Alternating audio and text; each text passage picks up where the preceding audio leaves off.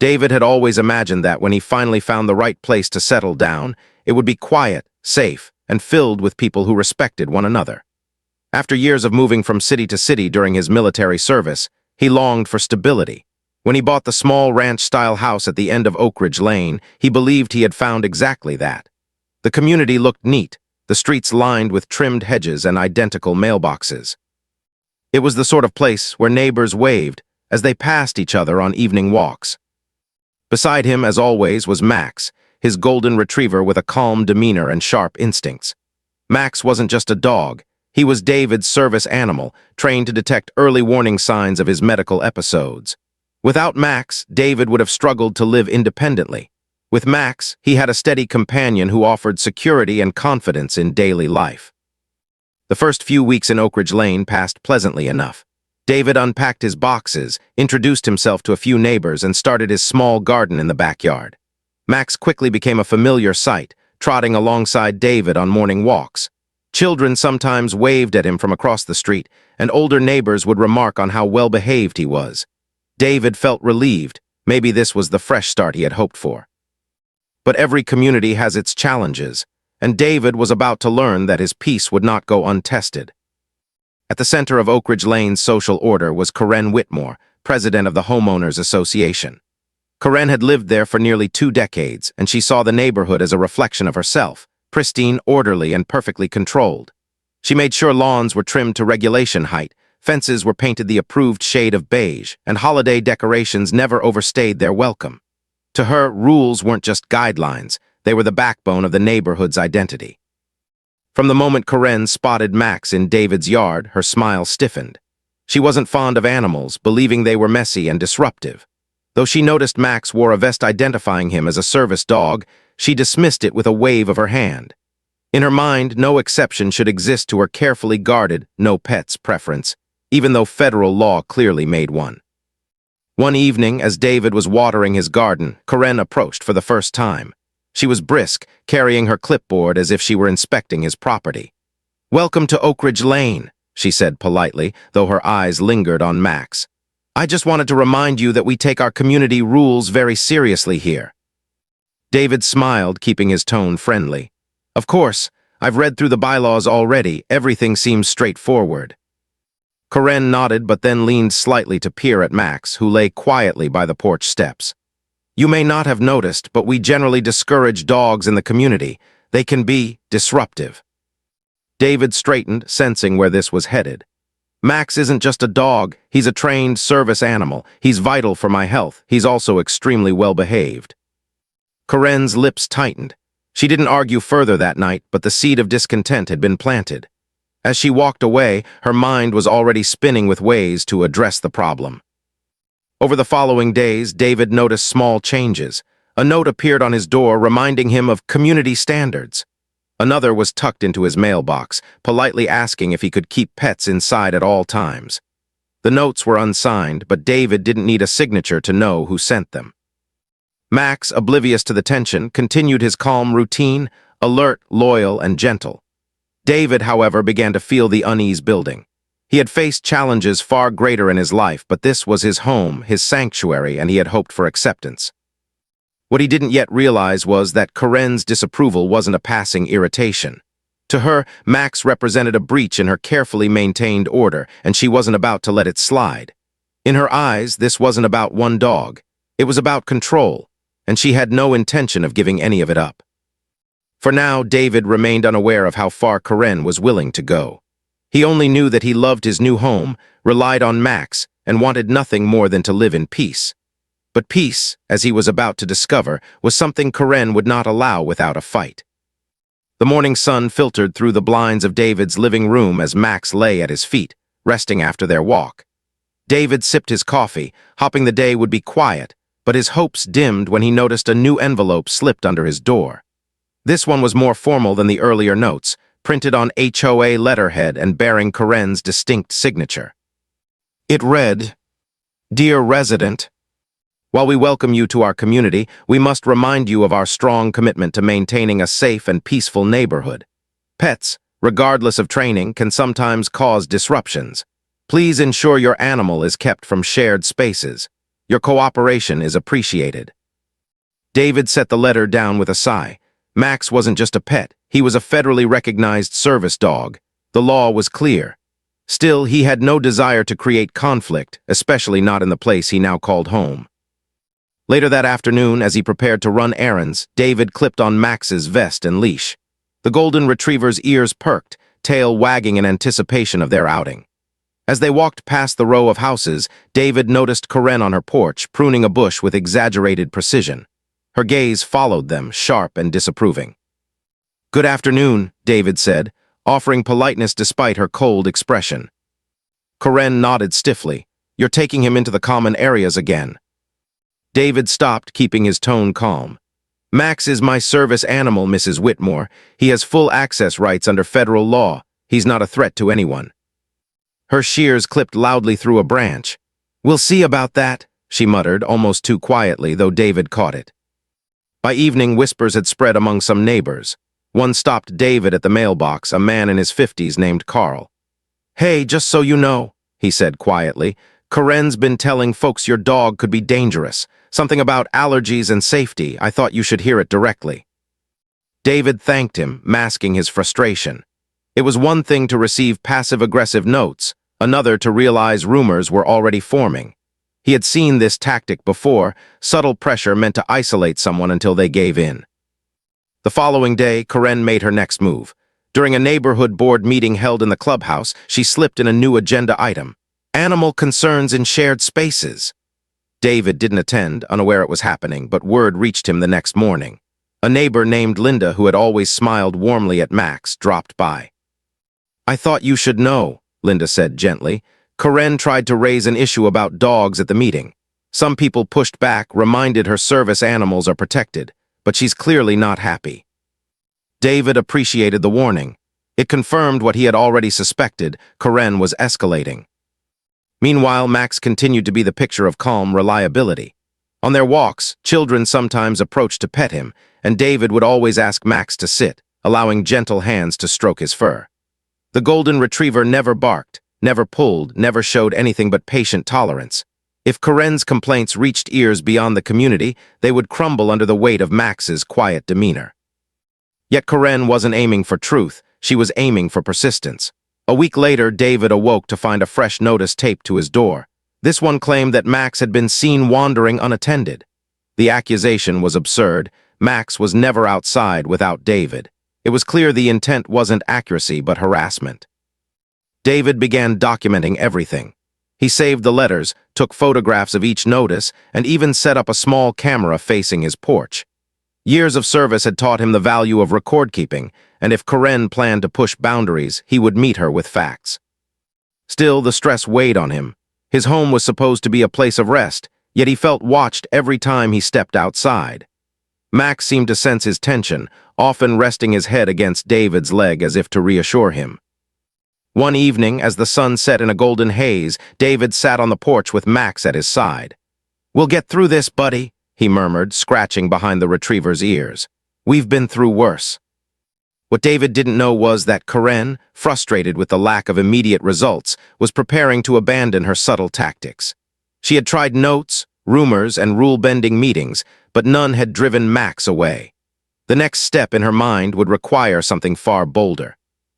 And it was that decision, the one she was about to make, that would turn an irritating conflict into a serious confrontation, one that would draw the attention of authorities far beyond the HOA. The air was heavy with midsummer warmth, the kind that made the neighborhood lawns shimmer under the sun. David had just returned from a short errand, Max padding loyally by his side, his vest gleaming with the embroidered words, "Service dog, do not distract." They had walked this path dozens of times now, the same sidewalks, the same shade trees. To David, it had become routine. To Karen, it had become an irritation she could no longer ignore. She stood near her driveway, pruning shears abandoned in her hand, eyes fixed on Max as though the retriever was a trespasser instead of a companion. David, ever polite, gave her a nod as he passed. "Afternoon," he said simply. Karen didn't return the greeting. Instead, she stepped closer, blocking part of the sidewalk. "You shouldn't keep bringing that animal through here. It unsettles people." David held his ground, keeping his voice calm. Max is a service dog. He has the same rights I do to be here. He isn't causing trouble. Her lips pressed into a thin line. We'll see how long that lasts. David felt the tension, but chose not to engage further. He gave Max the command to heel, and they continued home, unaware that Karen's frustration had crossed into dangerous territory. The moment came 2 days later. David was returning from the community park, Max walking contentedly at his side. As they turned a corner near Karen's property, the sharp hiss of a spray canister cut through the air. Before David could react, a mist burst toward Max, catching the dog across the snout and chest. Max yelped and staggered back, his tail tucking in fear. "Hey," David shouted, instinctively shielding his companion. His eyes darted to the source of the spray.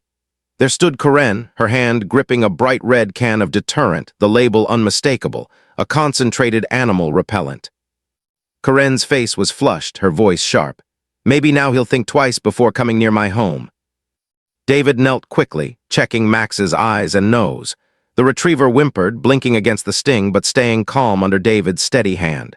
Fury surged in David's chest, but years of discipline held it in check. He focused on his dog first, using a small bottle of water to rinse Max's face.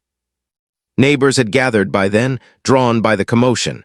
Gasps rippled through the small crowd as they realized what had happened. "Karen, what are you doing?" one woman exclaimed, rushing forward but stopping short in shock. Karen waved her free hand dismissively. "I'm protecting my property. That animal has no business here. Dogs carry germs, they scare children. I'm tired of seeing him everywhere." David rose to his feet, his jaw tight. "He is a federally recognized service dog. What you just did is not only cruel, it's against the law." Karen faltered for the first time, the can lowering slightly, but her defiance returned quickly. "Don't threaten me. This is my neighborhood too, and I'll decide what's safe." By now, Carl and Linda had stepped closer. Carl's voice boomed with anger. "That's enough, Karen. You just sprayed a service dog. Do you have any idea what that means?" David didn't waste more words. He pulled out his phone, already dialing. His voice remained level, though inside he was boiling. "This is David Miller. I need an officer dispatched to Meadow Ridge immediately. My service dog was attacked with chemical spray by a neighbor." Karen's eyes widened at the mention of law enforcement. Her hand trembled around the canister, though she tried to cover it with another wave of her arm. "You can't be serious. It was just a spray. It's not a big deal." But the murmurs among the neighbors said otherwise. People shook their heads, some glaring openly at Karen. The weight of witnesses pressed down on her bravado. David returned his focus to Max, who had calmed under his touch, though his eyes still watered slightly. "Easy, boy," he whispered, his voice soft now. "Help is coming." Minutes later, the sound of sirens cut through the summer air, a sound that carried finality. A patrol car pulled into the cul-de-sac, its presence shifting the atmosphere instantly. Karen's posture stiffened, but the color drained from her face. She had wanted control, but she had gone too far. As the officers stepped out and began approaching, notebooks ready, the truth of the moment settled over everyone. The conflict that had begun with petty notes and whispers had just crossed a line into something serious, something that Karen herself could not explain away. And as David prepared to give his statement, he knew this was no longer a neighborhood squabble. It was the beginning of something much larger, something that would bring federal law into their quiet streets. The officers stepped out of the patrol car with the quiet authority of professionals used to tense situations. One was a tall, broad man with a calm gaze. The other, a woman whose eyes scanned the scene with sharp attention. Both immediately noticed the crowd of neighbors, the shaken golden retriever at David's side, and the trembling spray can still clutched in Karen's hand. "Sir, are you the one who called?" the taller officer asked, directing his question toward David. "Yes," David answered evenly, though his hand remained on Max's collar to keep the retriever steady. "My service dog was sprayed by my neighbor with chemical repellent." At the mention of service dog, the female officer's expression hardened. She crouched briefly, inspecting Max without getting too close, then looked back up at David. "Is he injured?" "He's shaken and his eyes are irritated, but I managed to rinse most of it out," David explained, his voice steady. "But that's not the point. He's a federally protected service animal." The crowd shifted uneasily, murmurs growing. Karen, still clutching the canister, tried to force her tone into one of indignation. I was protecting my property. That dog has been paraded up and down this street, and I've had enough. Dogs don't belong everywhere. I have a right to feel safe in my own yard." The male officer turned toward her, his brows furrowing. "Ma'am, let me be very clear. This is not just about a neighborhood disagreement. Spraying a service animal is a federal offense under the Americans with Disabilities Act.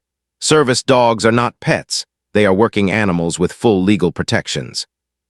Karen blinked, her confidence faltering. She glanced at the neighbors as though expecting their support, but instead she found arms crossed, heads shaking, and disapproving stares.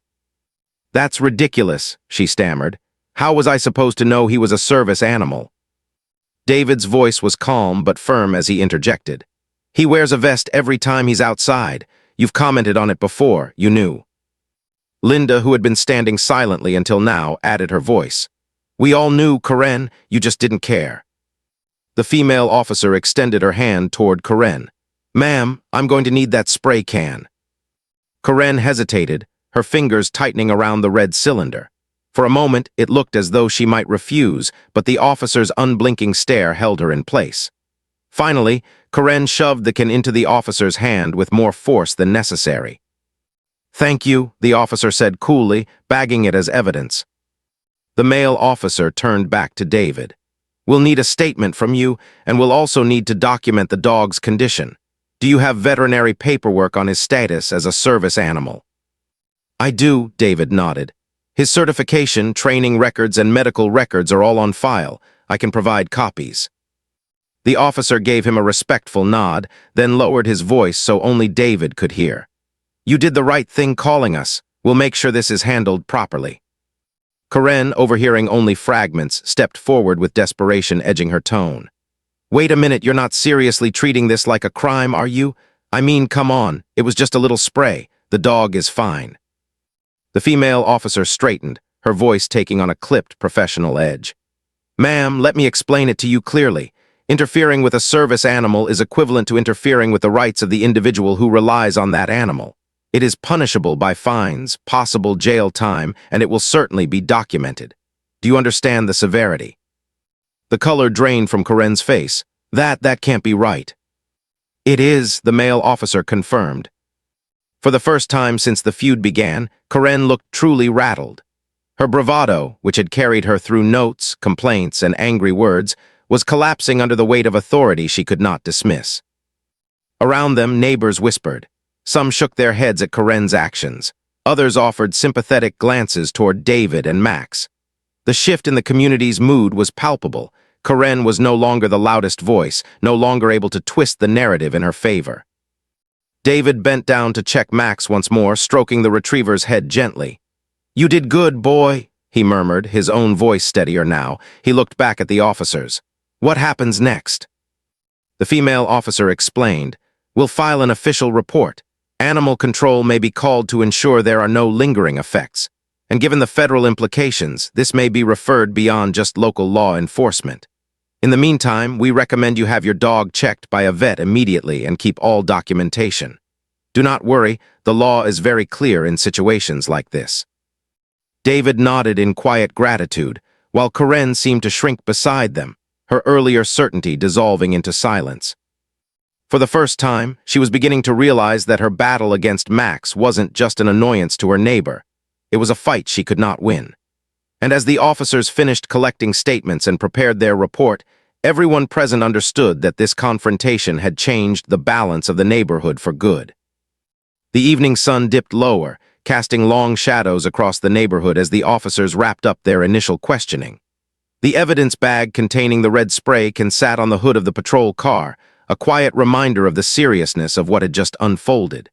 Karen stood a few feet away, wringing her hands, her face pale but still contorted with stubbornness. "Officer," she said suddenly, her voice cracking as she tried to sound composed. "You're misunderstanding the situation. I wasn't attacking anyone. I was just protecting my garden. That spray was meant for pests, not dogs." The male officer raised a brow, unimpressed.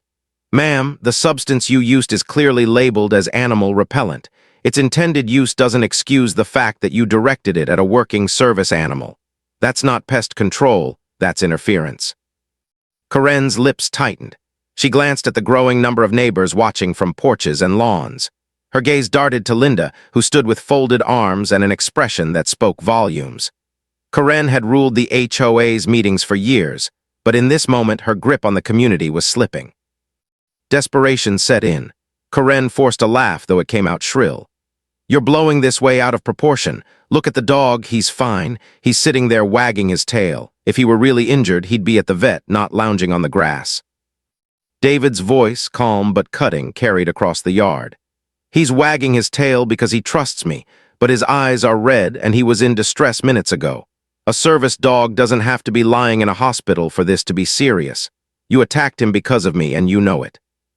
Karen flinched at his words. For the first time, the truth laid bare in front of the entire neighborhood made her feel cornered.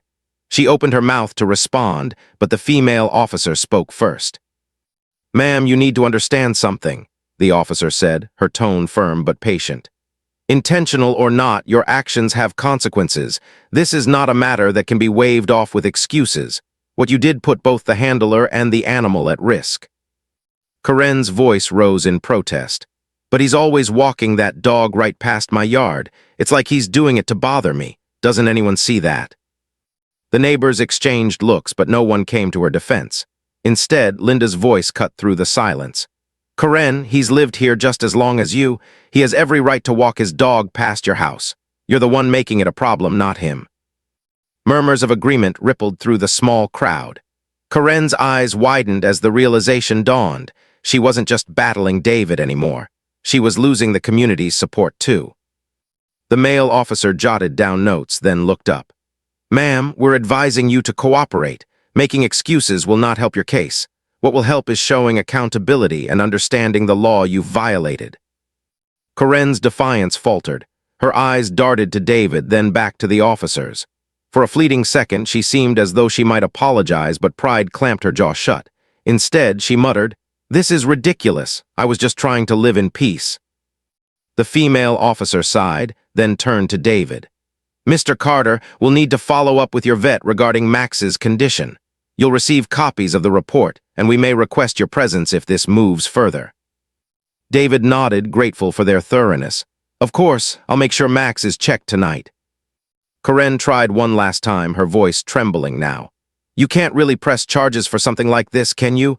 I mean, it's just a neighborhood issue, right? The HOA can handle it." The officer's response was blunt.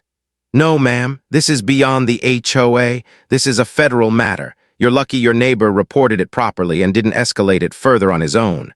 But the law will take its course." The weight of the statement settled over the yard. Karen's face drained of color. For years, she had used the HOA as her shield, her platform of authority. Now that shield was gone. She was facing something far larger than neighborhood squabbles, and for once she was utterly powerless. Max shifted beside David, leaning gently into his leg. David gave the retriever a reassuring pat, his eyes never leaving Karen. He didn't gloat, didn't sneer. He simply stood firm, letting the silence say what words could not. She had crossed a line she could never uncross. As the officers began to wrap up, neighbors quietly dispersed, whispering among themselves. No one looked at Karen the same way anymore, and as she stood alone in the fading light, her earlier bravado seemed like a distant memory. For the first time in years, Karen wasn't the one dictating the rules. She was the one facing them. The following week, the neighborhood buzzed with quiet conversations about what had happened in front of David's home. It was the kind of story that spread quickly in a community where everyone knew each other's routines. The once commanding presence of Karen, who had chaired HOA meetings with an iron grip for years, was now met with wary glances and hushed remarks. Despite the officers' clear warnings, Karen wasn't ready to let go of her influence. She called an emergency HOA meeting, determined to regain her footing and spin the situation in her favor. Flyers appeared on doorsteps, urging residents to attend and hear the truth about recent misunderstandings. David received one too, tucked awkwardly into his mailbox. He held it in his hands for a long moment before setting it down on the counter. He had no illusions about Karen's motives. This wasn't about the community, it was about her salvaging what remained of her power. Still, he decided to attend. Transparency mattered, and he wasn't about to let her twist the facts unchallenged. When the evening arrived, the HOA clubhouse filled quickly. Folding chairs scraped against the floor as neighbors took their seats, the air thick with anticipation. Karen stood at the front, clutching a folder of papers as though they would anchor her. She forced a smile as she greeted the room, but her eyes darted nervously toward David when he entered with Max at his side. "Thank you all for coming," Karen began, her voice overly bright. "I know there's been some confusion and exaggerated stories circulating, and I wanted to address them before they grow further out of hand." A murmur went through the room. Several neighbors crossed their arms, already skeptical. Karen cleared her throat. "First of all, I want to reassure everyone that I would never intentionally harm anyone in this community. The incident involving Mr. Carter's dog was blown out of proportion. It was an accident, and I believe the matter should remain a private one, handled within the HOA rather than involving unnecessary authorities." Linda, sitting in the front row, spoke up before Karen could continue. "Accident? Karen, we all saw what happened. You sprayed a service dog. That's not something this board can sweep under the rug. The police were there for a reason." Karen stiffened, her smile faltering. "Linda, please, let's not dramatize. It was an overreaction, plain and simple. I've been a faithful member of this community for years. Surely that should count for something." David rose slowly from his seat, Max resting calmly at his side. "With respect, Karen, this isn't about your years on the board. This is about what you did. You can call it a misunderstanding all you want, but Max is more than a pet. He's a trained service dog. Attacking him isn't just wrong, it's against federal law." The room fell silent at his words. Even those who had once backed Karen shifted uncomfortably. The reality of what had happened was undeniable, and David's calm, steady tone only made her defenses sound weaker. Karen's voice wavered as she tried another tactic. I was under stress. The board knows how much responsibility I carry for this neighborhood. Maybe I just snapped for a moment. But do we really want to tarnish our community's reputation by letting outsiders get involved? The HOA can handle discipline internally." A man in the back spoke up. "Karen, the reputation of this community isn't damaged because the police got involved. It's damaged because of what you did. Pretending it didn't happen won't fix that." More nods followed. Karen's carefully constructed authority was unraveling, thread by thread, in front of the very people she had once controlled with ease. The board's president, an older gentleman named Mr. Harris, finally stood. His tone was measured but firm. "Karen, the board has listened, but this matter is beyond our authority.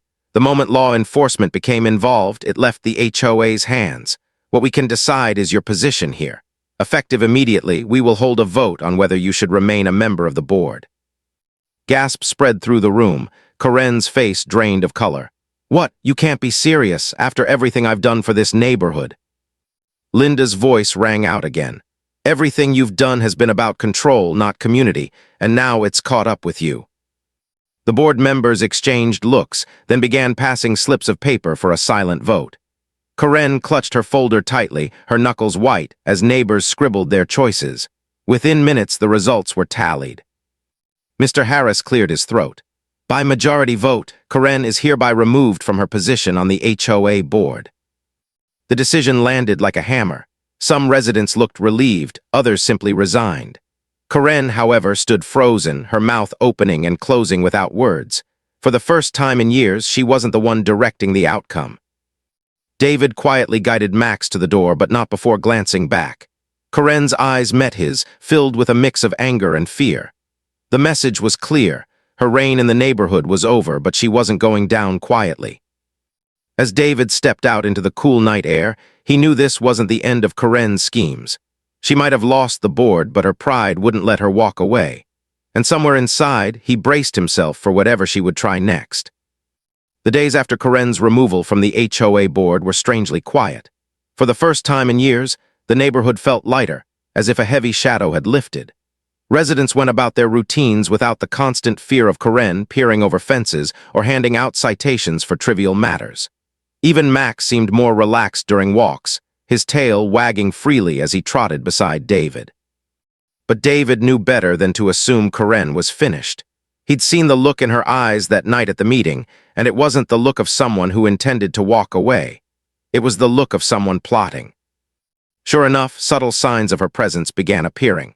Anonymous flyers were slipped under doors, filled with vague accusations about David being dangerous and overly aggressive. Emails circulated through the community claiming that the board had been manipulated by lies. While Karen's name wasn't on any of them, the wording and tone were unmistakably hers. David chose not to respond immediately. He understood that engaging too soon would only give her more fuel. Instead, he kept his focus on Max, on his work, and on strengthening ties with neighbors who had seen through her schemes.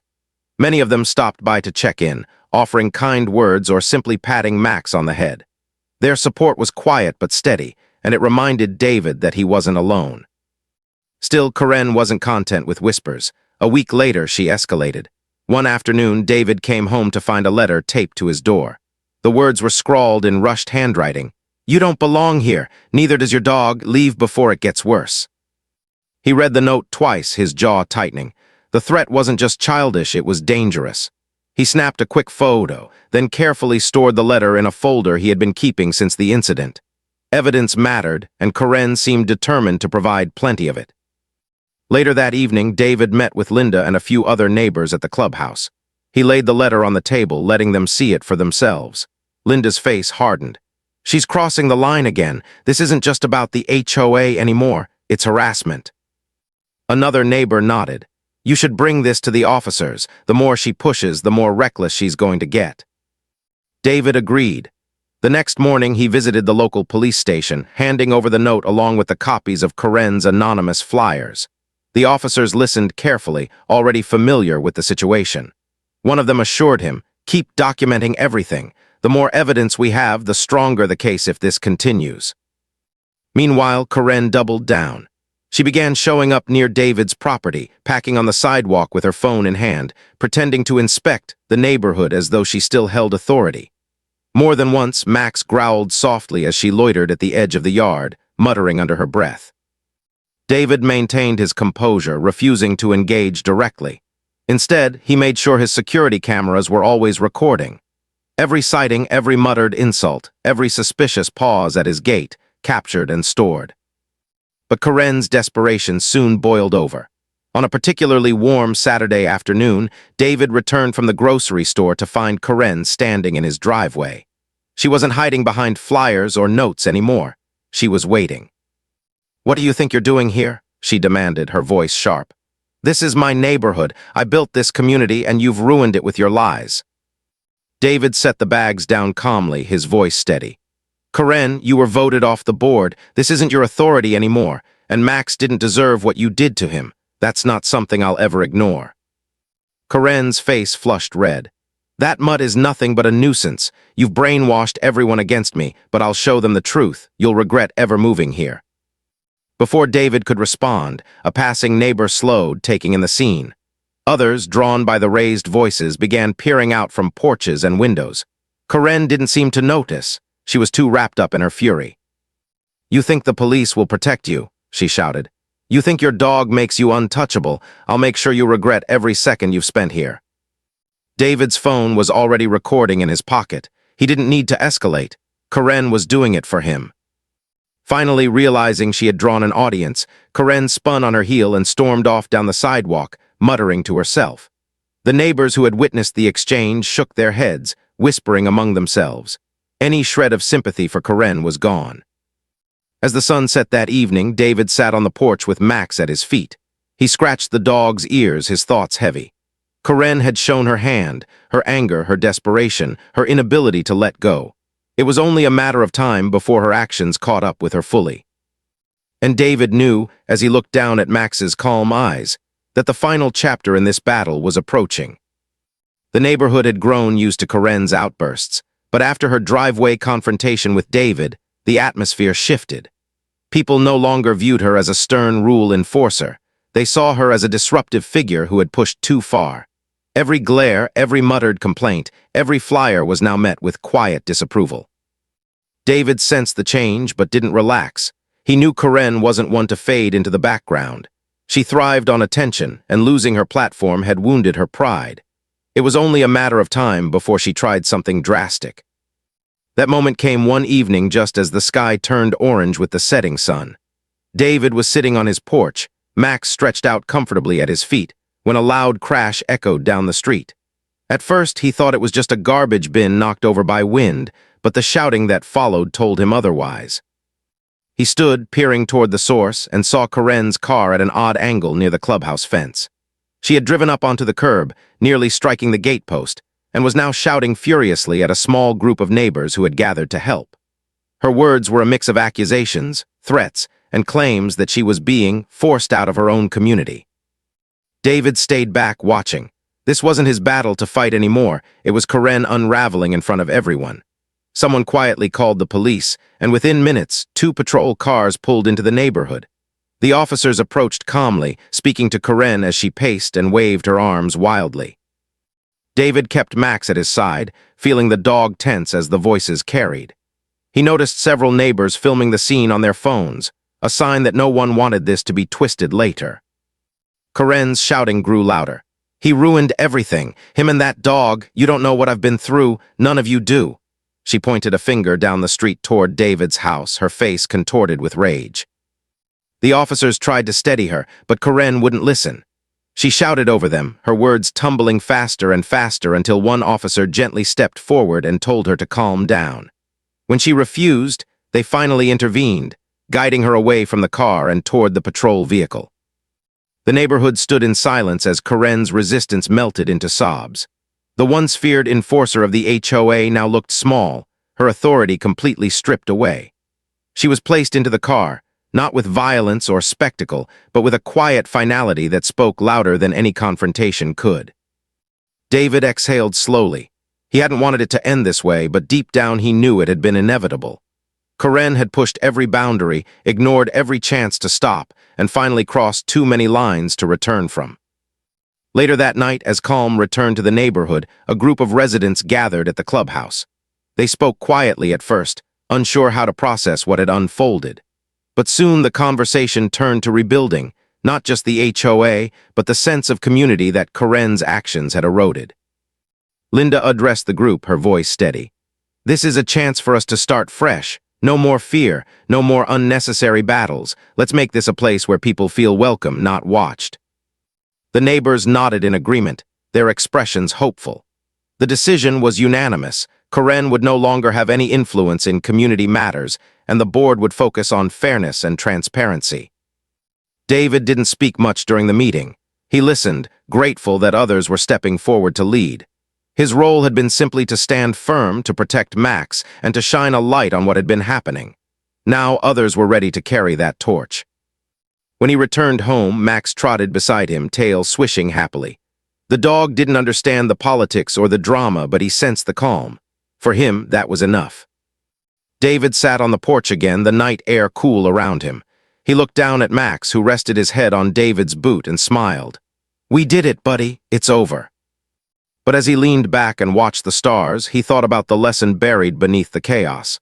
Standing up for what was right hadn't been easy. It had meant confrontation, sleepless nights, and the weight of constant tension. Yet in the end, it had been worth it. Because it wasn't just about him. It was about every neighbor who could now walk their street without worry. It was about a community rediscovering trust. And most of all, it was about Max, who had reminded everyone in his quiet way that compassion and loyalty always mattered more than rules twisted by pride. The neighborhood slowly returned to peace in the weeks that followed. Children played outside again, families greeted each other with smiles, and the oppressive air of control was gone. Karen's name faded into little more than a cautionary tale, a reminder of how power could be misused, and how resilience could overcome it. For David, the chapter was closed. He had no interest in leading or controlling the community. He was content with his ranch-style home, his loyal companion, and the quiet satisfaction of knowing he had stood firm when it mattered most. As the crickets sang and Max dozed off at his feet, David allowed himself a rare moment of stillness. The storm had passed, and for the first time in a long while, the neighborhood truly felt like home.